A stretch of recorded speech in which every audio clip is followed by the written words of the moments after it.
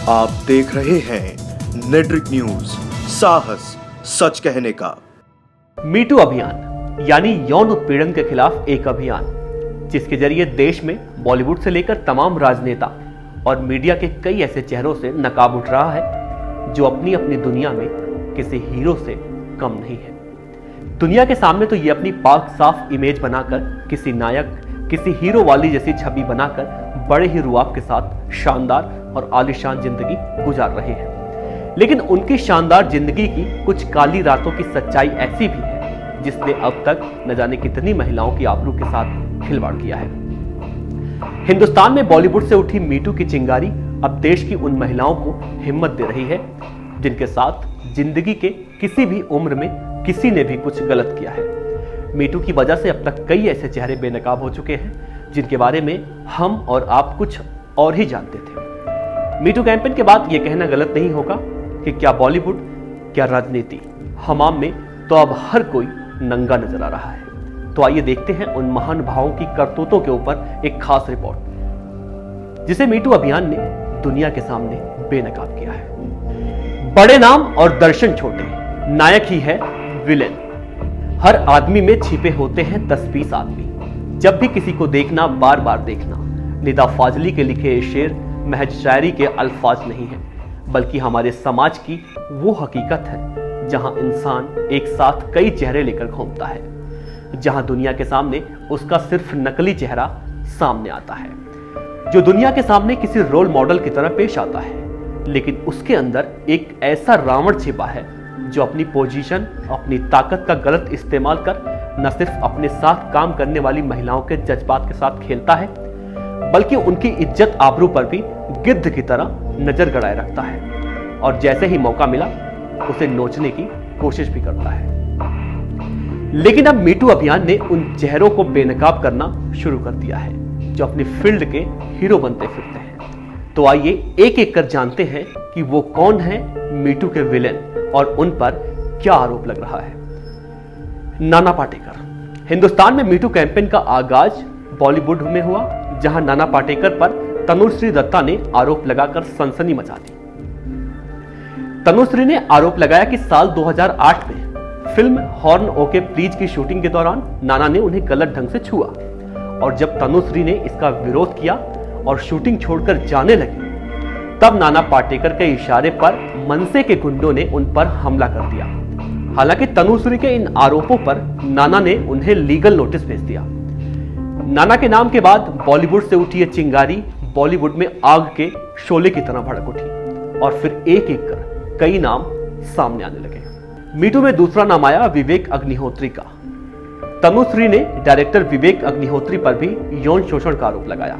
उन्होंने कहा, विवेक मुझसे कहते हैं कि अपने कपड़े उतारो, फिर इरफान खान और सुनील शेट्टी के सामने डांस करो। यह घटना साल 2005 की है, जब मैं फिल्म चॉकलेट की शूटिंग कर रही थी। इस सीन में सिर्फ दोनों एक्ट्रेस का क्लोजअप शॉट लेना था। वो सीन मेरा था ही नहीं। फिर भी डायरेक्टर ने मुझसे कहा कि कपड़े उतारो और उनके सामने नाचो। तब इरफान खान और सुनील शेट्टी ने विवेक को टोक दिया। विवेक के बाद नाम आया टीवी की दुनिया के बापूजी यानी कि आलोक नाथ का नाम। फिल्मों में बापूजी के नाम से फेमस आलोक नाथ पर राइटर और प्रोड्यूसर विनीता नंदा ने रेप का आरोप लगाया। विनीता ने बताया कि 19 साल पहले आलोक नाथ ने उन्हें खूब शराब पिलाई और फिर उनका रेप किया। इस आरोप के बाद से ही आलोक नाथ की तबीयत खराब हो गई है। आलोक के बाद मीटू की फेहरिस्त में नाम सामने आया पीयूष मिश्रा का। पीयूष मिश्रा पर केतकी जोशी नाम की एक लड़की ने छेड़खानी और बदतमीजी करने का आरोप लगाया। केतकी जोशी ने अपने फेसबुक पोस्ट में खुद के साथ हुई सारी आपबीती लिखी कि साल 2014 में पीयूष एक फेम पार्टी में बतौर गेस्ट आए थे, लेकिन इस दौरान उन्होंने 20-25 लोगों के सामने मुझे फ्लर्ट करना शुरू कर दिया और जब मैं पीयूष के पास से गुजरी तो उन्होंने मेरा हाथ पकड़ के खुद के हाथ से रगड़ना शुरू कर दिया। हालांकि इस आरोप के बाद पीयूष मिश्रा ने कहा कि उन्हें इस बारे में कुछ याद नहीं है, लेकिन अगर मैंने ऐसा किया है तो मैं माफी मांगता हूं। उसके बाद नाम आता है बॉलीवुड सिंगर अभिजीत भट्टाचार्य का। मीटू के लपेटे में आए सिंगर अभिजीत भट्टाचार्य पर एक फ्लाइट अटेंडेंट ने यौन शोषण का आरोप लगाया। पीड़िता ने आरोप लगाते हुए कहा, 20 साल पहले कोलकाता के एक पब में अभिजीत ने उसे लगभग किस कर लिया था और उसका बायां कान नोच लिया था। हालांकि अभिजीत आरोपों पर सफाई देते हुए इन सब बातों से इनकार कर रहे हैं। इसके बाद सामने नाम आया सुभाष घई का। डायरेक्टर सुभाष घई पर एक अनजान महिला ने ड्रिंक में नशीली दवा मिलाकर दुष्कर्म करने का आरोप लगाया। हालांकि 73 वर्षीय घई ने इस आरोप से इनकार करते हुए महिला पर मानहानि का मुकदमा दर्ज करने की बात कही है। लेखिका महिमा कुकरेजा ने ट्विटर पर एक अनजान महिला का अकाउंट शेयर किया। महिला ने कहा कि उसने कई साल पहले घई के साथ एक फिल्म पर काम किया था। इस दौरान घई ने उन्हें स्क्रिप्ट पर बात करने के लिए कई बार अपने फ्लैट में बुलाया। चुपके से उसके ड्रिंक में नशीली दवा मिलाई और उसे अपनी कार से घर तक छोड़ने का ऑफर भी दिया। महिला का कहना है कि बाद में होश आने पर उसने खुद को एक होटल के कमरे में पाया और उसके साथ रेप हो चुका था। साजिद खान। फिल्म मेकर साजिद खान पर भी सेक्सुअल हैरेसमेंट के आरोप लगे हैं। पत्रकार करिश्मा उपाध्याय, सलोनी चोपड़ा और रैचल वाइट ने बताया कि साजिद खान ने उनका सेक्सुअली और मेंटली हैरास किया है। उसके बाद नाम आता है लव रंजन का। एक एक्ट्रेस ने डायरेक्टर लव रंजन की फिल्म के लिए ऑडिशन देने के दौरान घटी घटना का जिक्र किया।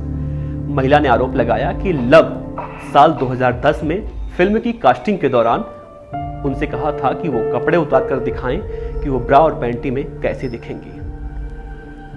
एक निजी वेबसाइट से बात करते हुए अभिनेत्री ने यह खुलासा किया था। यह घटना 2010 की है। तब कास्टिंग डायरेक्टर विकी सिदाना ने उन्हें कॉल किया था। उस समय प्यार का पंचनामा के लिए ऑडिशन चल रहा था। अब नाम आता है कैलाश खेर का। गायिका सोना महापात्रा ने कैलाश खेर पर यौन उत्पीड़न के आरोप लगाए। महापात्रा से पहले एक महिला पत्रकार ने भी कैलाश पर गलत तरीके से छूने का आरोप लगाया। सोना महापात्रा ने ट्विटर पर खेर के गंदी हरकतों का जिक्र करते हुए बताया कि मैं संगीत कार्यक्रम पर बातचीत के लिए कैलाश से पृथ्वी कैफे में मिली थी, जहां बात करने के दौरान कैलाश ने मेरी जांघ पर हाथ रख दिया और कहा कि तुम बहुत सुंदर हो। खुश हूं कि संगीतकार ने तुम्हें चुना, अभिनेता को नहीं चुना। मैं उसके तुरंत बाद ही वहां से निकल गई। अब नाम आता है जतिन दास का।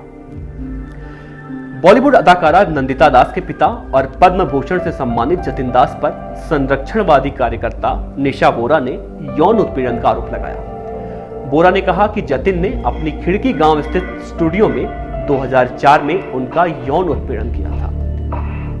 फिल्म इंडस्ट्री के बाद मीटू की चपेट में अब मीडिया जगत के दिग्गज भी आ रहे हैं। इनमें सबसे बड़ा नाम आया है मोदी सरकार में मंत्री का पद संभाल रहे एमजे अकबर का। अकबर पर एक नहीं, दो नहीं, बल्कि 10 महिला पत्रकारों ने यौन शोषण का आरोप लगाया है, जिसके बाद तो राजनीतिक गलियों में एक अलग ही तरह का शोर सुनाई देने लगा है। एमजे अकबर को लेकर पक्ष और विपक्ष दोनों एक दूसरे पर आरोप प्रत्यारोप की आंधियां उड़ाने में लगे हुए हैं। विपक्ष जहां एक तरह इस्तीफे की मांग कर रहा है, तो वहीं सत्तानशी कानूनी कार्रवाई की बात कर मामले को दूसरा रंग देने में लगा हुआ है। रंग जैसा भी हो, काला या सफेद, लेकिन इतना तो साफ हो गया है कि व्हाइट कॉलर में दुनिया के सामने आने वाले कई लोगों के दामन में इतने दाग हैं जो आने वाले वक्त में शायद और भी बदनुमा दिखाई दे तो आश्चर्य ना हो। मीटू कैंपेन के जरिए उन महिलाओं को एक ताकत मिली है जो यौन शोषण का शिकार होने के बाद खामोश बैठी थी। लेकिन अब मीटू अभियान ने उन जुबानों को भी ताकत दी है जिसे गुड़िया समझकर रावणों ने रौंद दिया था। आओ के करे ऐलाने जंग जुल्म के मुकाबिल, ताकि फिर कभी कोई पैदा ना हो सदियों का दिल। अगर आप ये वीडियो फेसबुक पर देख रहे हैं तो हमारे पेज को लाइक करें और यूट्यूब पर देख रहे हैं तो हमारे चैनल नेट्रिक न्यूज को सब्सक्राइब जरूर करें। शुक्रिया। हमारे साथ जुड़े रहने के लिए हमारे YouTube चैनल को सब्सक्राइब करें, साथ ही बेल आइकन को दबाएं। नेट्रिक न्यूज की खबरें सबसे पहले देखने के लिए